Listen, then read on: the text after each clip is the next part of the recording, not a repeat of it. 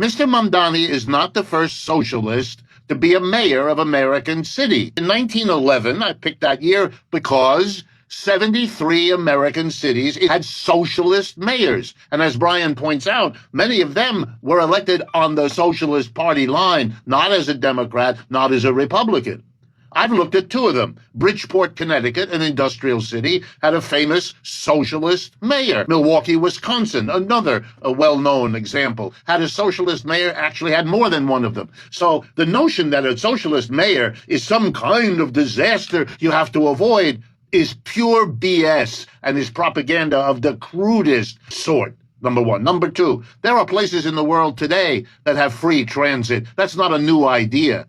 Let me also remind people that in many of the countries in Europe that Americans think of as allies, Western Europe, socialists are very prominent in the government. We are the weird country that has excluded them for the last 75 years in the post-war, Cold War hysteria that is still with us. The party that runs Spain is a socialist party.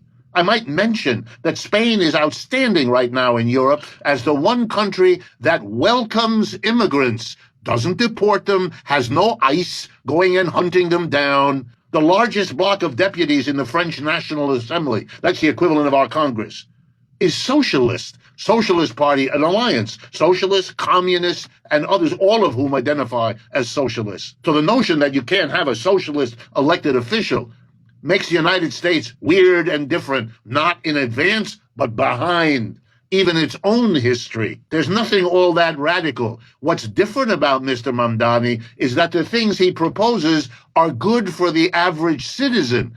That's new.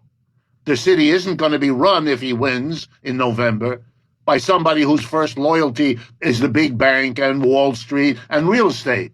It's actually the other side, where the majority of people are, democratic with a little d as opposed to the big one. It's amazing to watch, you're quite right, the spectacle of nonsense that spews out by people who thought that they had conquered socialism. You never did. I'm reminded of the famous line of Mark Twain to the editor of that newspaper in Hartford, Connecticut, when he picked it up one day at breakfast and read the obituary of Mark Twain. He wrote the line, "Dear editor, reports of my demise have been greatly exaggerated." Well, you can say the same thing about socialism, and Mr. Mamdani just proved it. He didn't just win the primary. He won it overwhelmingly, defeating a former governor who's like a mascot for the decrepit Democratic Party leadership.